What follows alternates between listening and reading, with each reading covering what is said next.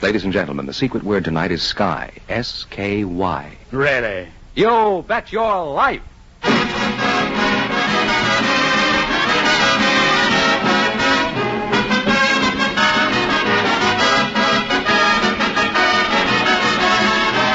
The DeSoto Plymouth Dealers of America present Groucho Marx in You Bet Your Life, the comedy quiz series produced and transcribed from Hollywood.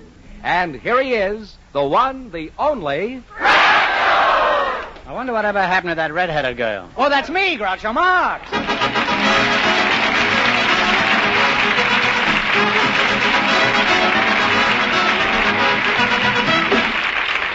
Thank you. Well, here I am again with $1,500 for one of our couples tonight. George Fenneman is first to try for it. Just before we went on the air, we asked if there were any young people present who'd like to get married someday. Now, our studio audience selected Miss Frankie Costelletto and Policeman Bob Selman, and here they are. Folks, meet Groucho Marx. Welcome, kids, for the DeSoto Plymouth Dealers. And if one of you says the secret word, he wins $100 in cash. It's a common word, something you see every day. Miss Castelletto? That's right. Frank? I'll call you Frankie, huh? Yes? Where are you from, Frankie? I was born somewhere on Brooklyn Avenue here in Los Angeles.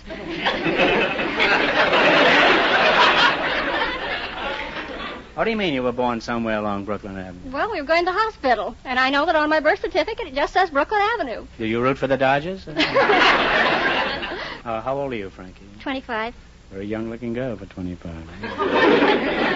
And you're a policeman? Yes, sir. Mr. Selman, Bob Selman. Yes, sir. How old are you? I'm 27, Groucho. Mm-hmm. Where are you from? I was born on Lake Superior, in Duluth, Minnesota. You were born on Lake Superior? Yes, sir. I was born on the lake. What are you, a whitefish? What do you mean you were born on Lake Superior? Well, I was born on Lake Superior. My folks were on a fishing trip, and... Did your old man go on fishing while this was... And what do you do for a living? I'm a librarian. What kind of a librarian are you? Public librarian. Now, what's the difference between a public library and a private library? Well, I have a library home. Well, I don't have any books in it, but good place to hide booze. And... Well, when we think of a private library... Do you think very often of a private library? Well, private libraries are usually corporation libraries. They have sort of a restricted clientele, but we like to see everybody at the public library. I always think of a private library, I always think of a kind of an elderly man in a smoking jacket sitting there with a knife in his back. And, usually around midnight. They never read, those fellas. They're always sitting there with knives in their back.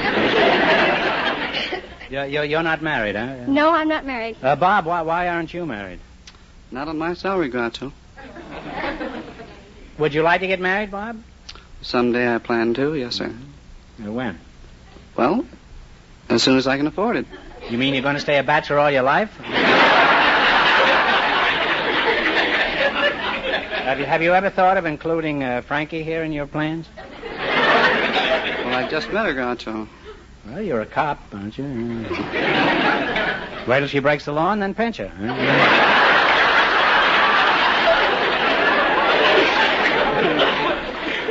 And Miss Castelletto will tell you a thing or two.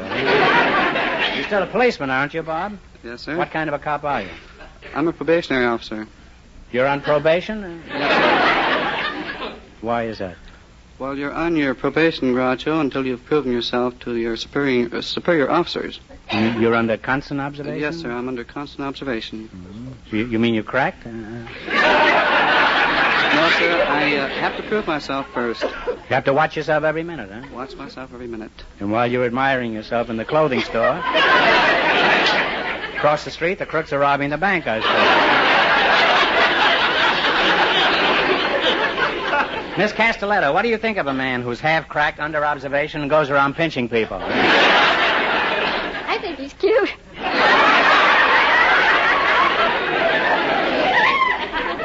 I may be wrong, Bob, but it seems to me that you're more than casually interested in Frankie here. Why don't you ask her phone number? Go ahead. Don't be bashful. I already have it, Groucho. See, Frankie, the long arm of the law is slipping around your waist already. Frankie, truly, does he really have your phone number? Yes, Groucho. Why'd you give it to him, huh? I don't know. He asked me. I'm used to answering questions. The training these young policemen get nowadays. Remember, she's a librarian there now, Bob. Yes, She sir. can read you like a book. Well, I've kidded our policeman tonight, but he knows I didn't mean a word of it. I'm sure we've become old and trusted friends, Bob. Yes, sir. And eventually we'll spend a lot of time together. Now, in just 1 minute, the two of you will play You Bet Your Life for the DeSoto Plymouth $1,500 question.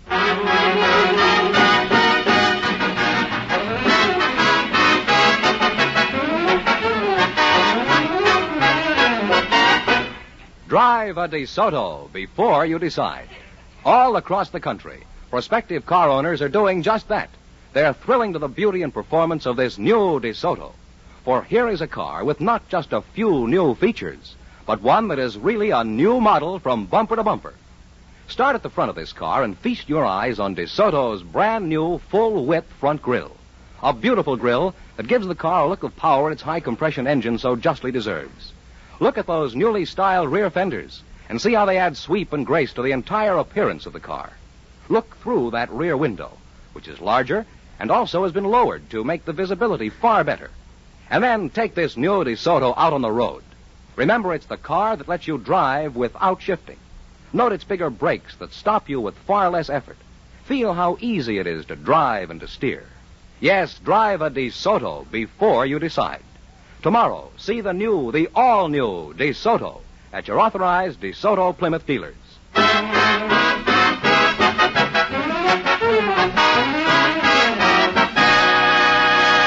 Now let's see if a policeman and a librarian will get the chance at the $1,500. Fenneman, bring them up to date on the rules. Each of our three couples has $20. They bet as much of that $20 as they want in each of 4 questions. The couple that earns the most money gets a chance at the DeSoto Plymouth $1,500 question at the end of the show. Our other 2 couples are in a waiting room off stage, so they don't know what's happening out here. You're nothing on me, Fenneman. I don't know what's going on out here either. Here we go. Let's see how high I can build you $20. You selected stars in current movies as your category. Is that right? Here's your first question. You have $20. How much are you going to try? 10. Who plays opposite Rhonda Fleming in The Great Lover? Bob Hope. Bob Hope is correct. And they're off to a good start with $30. Now you got $30. How much are you going to try? 10. No, let's go. Talk 20. Remember, you're going for $1,500 tonight. Who is the star of 12 O'Clock High? Gregory Peck. Gregory Peck is right. They're on their way now. They have $50. Here's your third question. You got 50. How much are you going to try the 50? $30. Who plays opposite George Brent and Robert Young in Bride for Sale? Claudette Colbert. Claudette Colbert is right. They're really on their way now. They have $80, Groucho. How much of the 80 will you try? 20 enough? No, way up. 80. All of it? Okay. Who co-stars with Wanda Hendricks and Orson Welles in Prince of Foxes? Tyrone Power. Jerome Power is right. And they wind up with $160.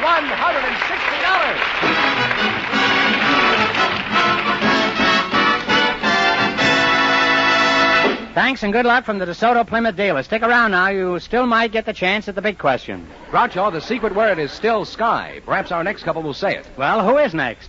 A television expert and a housewife, selected by our studio audience just before we went on the air. And here they come, Mrs. Olive Rusuck and Mr. Clifford Wong. Meet Groucho Marx. Welcome, folks, for the DeSoto Plymouth dealers. And if one of you says the secret word, he wins $100 in cash. It's a common word, something you see every day. Mrs. Oliver Rusuck, is that right? Russick. Russick, I see. Where are you from? I'm from Rock Island, Illinois. And you, Mr. Wong? You're in television? That's right. It isn't often we have people from show business here. What shows are you on, Mr. Wong? I'm not on any show. Oh, out of work, eh? What was your last television job? Well, I repaired a console set this afternoon. Let me get this straight. You fix television sets? That's right. Well, what makes television work? Well, both the sync pulses and the blanking pulses were transmitted by the transmitting station. It's transmitted on the horizontal polarized plane, and it's received by the receiver. And it's detected at the... Well, I think the secret of television is pretty safe with you.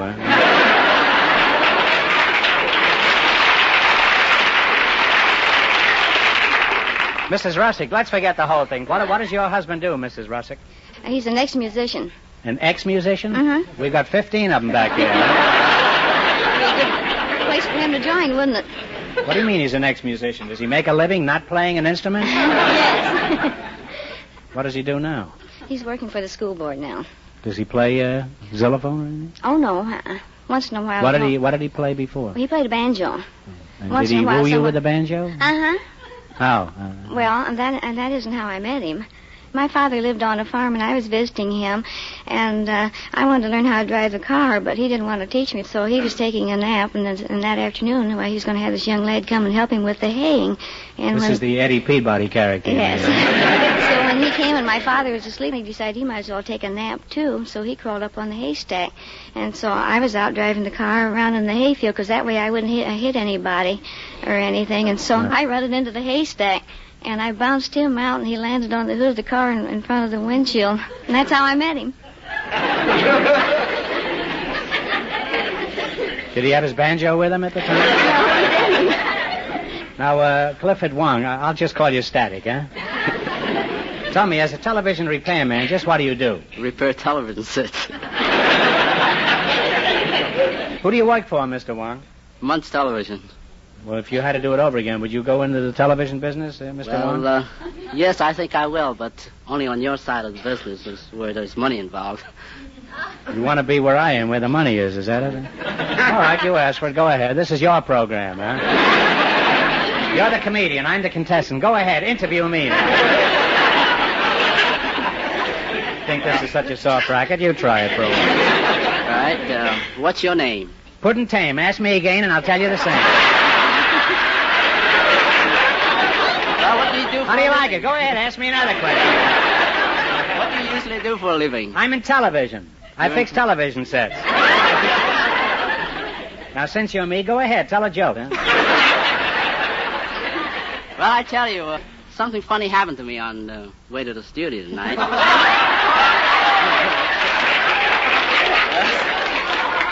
Well, there's going to be a lot of radios going to need fixing after this. Well, Go ahead. Shoot, Mr. Wong.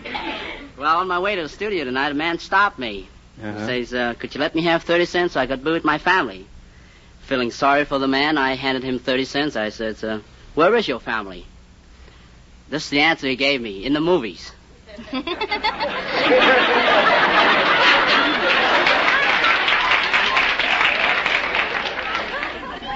How old a man was he? Do you remember? No, I don't. What was the movie? Do you remember that? You didn't tell me. Now, you were going to tell us a joke. Go ahead with the joke. Huh? That is a joke. That's the joke? Okay, have it your own way. Huh? What do you do for a living? I repair television sets. Well, stick to it. That's where the big money is. Huh? Well, after talking to you two, I'm convinced television is still around the corner. Now, let's see if you can run your $20 into more than the other two couples and get a crack at the Dotto Plymouth $1,500 question later. I can't tell you how much they won, but George Fenneman is off stage to remind our listeners. The policeman and the librarian won $160. Here we go. Let's see how high you can build your $20. What question category did you select? A. Music by Jimmy Music. McHugh. Is that right? And how much are you going to risk? Shall we bet 10? Talk right up into the 10? microphone now, 10. because Bing $10. Crosby is listening, and we don't want old Baldy to miss anything here. You're going to bet $10. Here's your Yes. first question. Jerry Fielding plays. You give me the name of the song. Play, Jerry.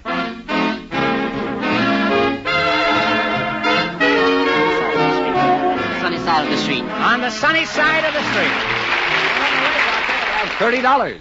Okay, now you got $30. Remember, you're going for $1,500 tonight. How much of the 30 will you try? 20? How much? $20. What is the name of this song?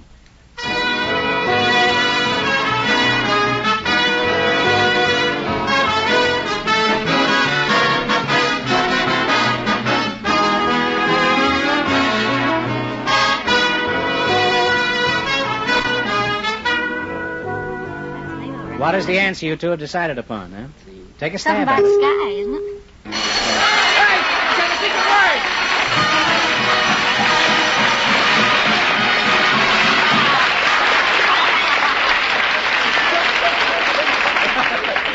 Riding around that haystack certainly made you lucky, Mrs. Russell. You just said sky, and that's the secret word tonight, so you win $100 in cash Compliments of the DeSoto Plymouth Dealers of America. By the way, the name of that song is I Feel a Song Coming On. They have practically nothing outside of that $100. $10, Groucho. You've sunk down to $10, and here's your third question. How much of the 10 are you going to bet? I will bet $5. $5. Give me the title of this McHugh song. Okay, Jerry? Don't blame me. Don't blame me. Don't blame me. Oh, on the way again. They have $15, Groucho. Now you're riding down the roller coaster. You got 15 smackers. Here's your last chance to beat the other couples. How much will you bet? Let's bet it all. Here we go. What's the name of this song? I can't give you anything but love, baby. Love. And they wind up with $30.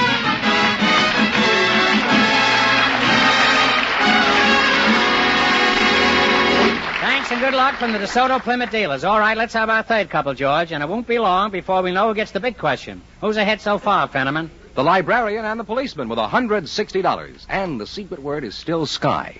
We invited some auctioneers and some square dance callers to the show tonight, and here comes the couple selected just before we went on the air. Auctioneer Ken Porter and square dance caller Irene Hanford meet Groucho Marx. Welcome to You Bet Your Life, folks, and if one of you says the DeSoto Plymouth secret word, he wins $100 in cash instantly. It's a common word, something you see every day. We have an auctioneer and a square dance caller, eh? Miss Irene Hanford? That's right. You're a square dance caller, is that right? Yes, I am. Mm-hmm. Isn't that a kind of a peculiar occupation for a woman? Well, it might be, but I think women can do anything men can. You really think so, huh? I'd like to see you get into the steam room at the Elks Club.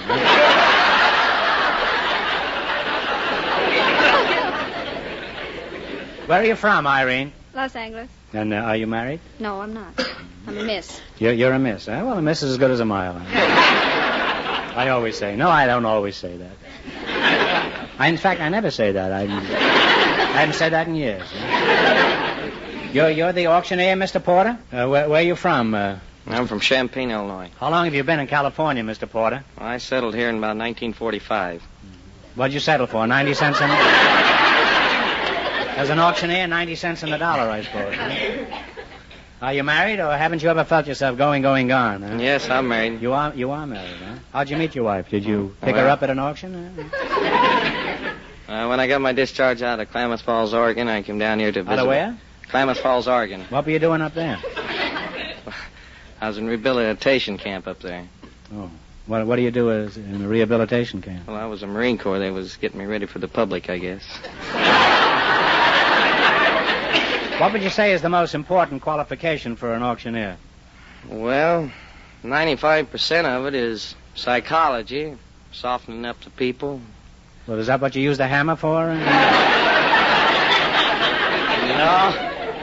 I mean, you gotta, tell jokes.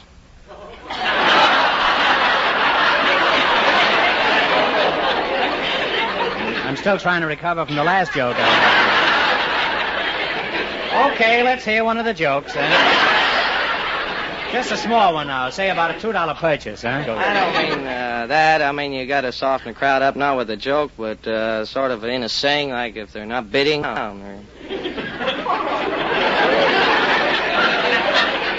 That's a nice joke, I think, to tell.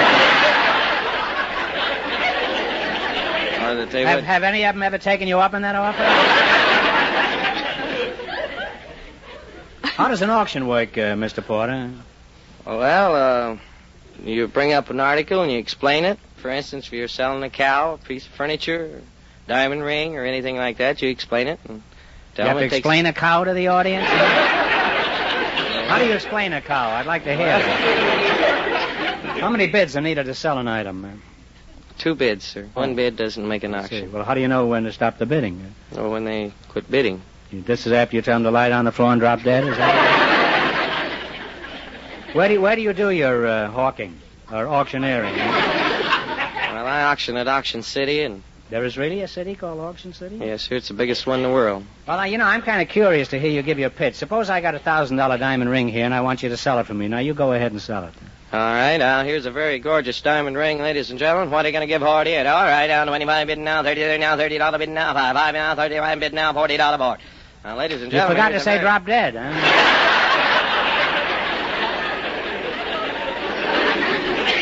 I notice you raise your hand when you're doing that chanting. Why do you do that? Do you want to ask a question? No. It helps you pick up bids. Oh, I thought maybe then you want to go to the bid room, huh?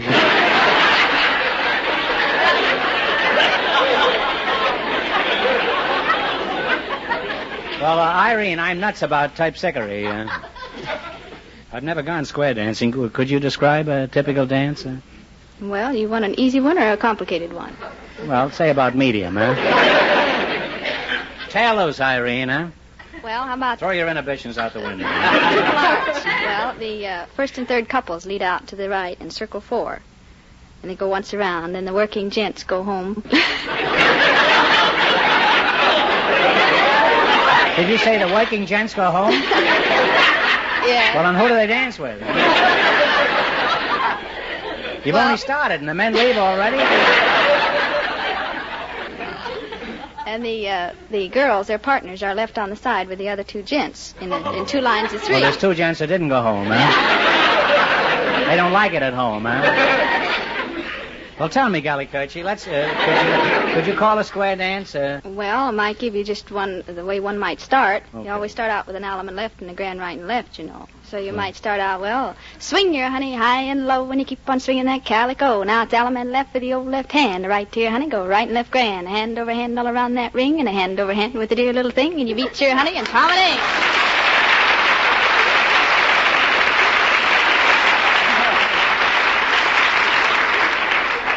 That's pretty good. I kind of like that, huh? Now, suppose you wanted to set up an auction across the street from a square dance. And you wanted to take that crowd away from it. Now, how about you, starting your auction, and you do your square dance, and let's see how the 2 of them go. Now, 1, 2, 3, go! All right, now, 75 bid now, $80 board, $80 bid now. Quiet! If anybody wants to make a phone call, this is the time to do it, right? Well, I've learned a lot about America tonight, and it won't be long before we're investigated. Now, you're going to play the DeSoto Plymouth game. You bet your life. If you beat the other couples, you'll get a crack at the $1,500 question. I can't tell you how much they won, but George is off stage to remind our listeners. The policeman and the librarian are still ahead with $160. Here we go. You have $20. Let's see how high I can build you $20. You selected famous animals as your category. Okay, how much of the 20 you're going to try, and talk right into the microphone and loud? $10. What animal do you associate with Lady Godiva? Horse. A horse is correct. They're on their way with $30. I'd rather associate with Lady Godiva than the horse. Okay, now you got $30. Remember, you're going for $1,500 tonight. How much of the 30 will you try? Make it 20. 25 is better. 25. Okay, 25. What kind of animals do you associate with the Pied Piper? Mice. Rats. They're climbing. They have $55, Well, Groucho. they're both rodents, so I guess we'll give you that. How much you going to bet? You have $55. All of it? 45. $45. What animal do you associate with Jonah? A whale. The whale is right. They're really climbing. They have $100. Well, that was a whale of a fine answer. Now, you have $100, and here's your last chance to beat the other couples. How much of the 100 will you bet? All of it. You going to shoot the wakes? What animal do you associate with Romulus and Remus?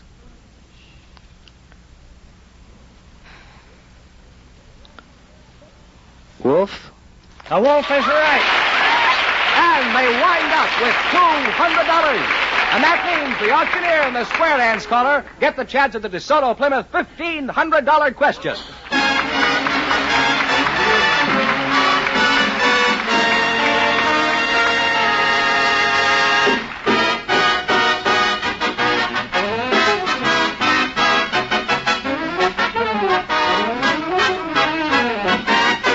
If you're thinking of buying a new car, remember this.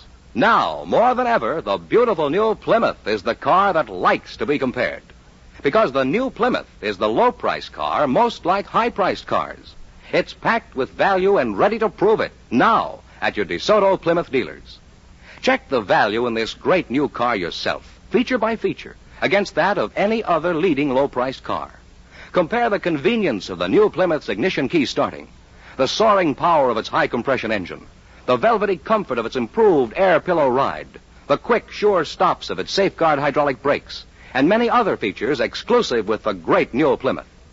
you'll discover that this beautiful new Plymouth offers you a truly sensational new high for value in the low-priced field. Tomorrow, see the American beauty, the great new Plymouth at your DeSoto Plymouth dealers. And while you're there, don't miss the brilliant new DeSoto as well, a car that's truly new, the finest car that has ever borne the name DeSoto. Learn why your DeSoto Plymouth dealer is so proud of these two superb cars, the great new Plymouth and the brilliant new DeSoto.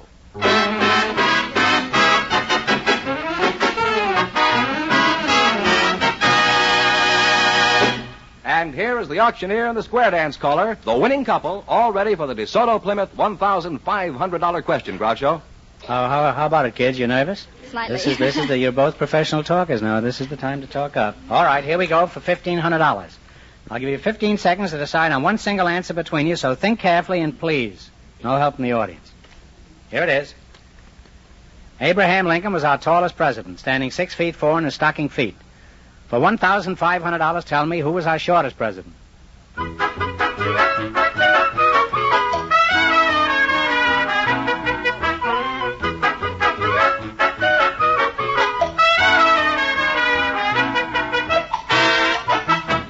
What's the answer you two have decided upon? Ulysses Grant? No, I'm sorry. It was James Madison, who was 5 feet 4. So that means the big question next week will be worth $2,000. Well, you lost the big money, but you won $200 in the quiz. Congratulations, and thanks to both of you.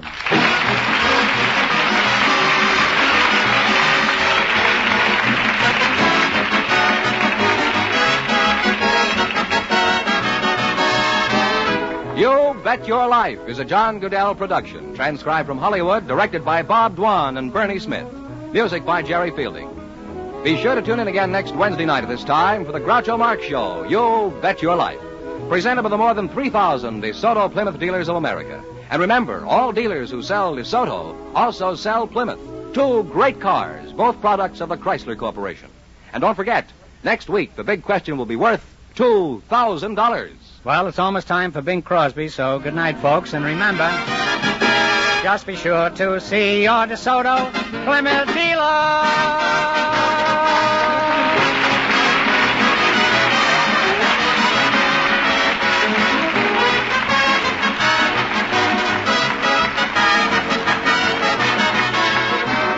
Folks, here's a reminder. A dime seems like a lot of money to a small child, especially when that dime is part of the money you give the March of Dimes. And that child is a victim of infantile paralysis. Send all the dimes and dollars you can spare to your local March of Dimes headquarters.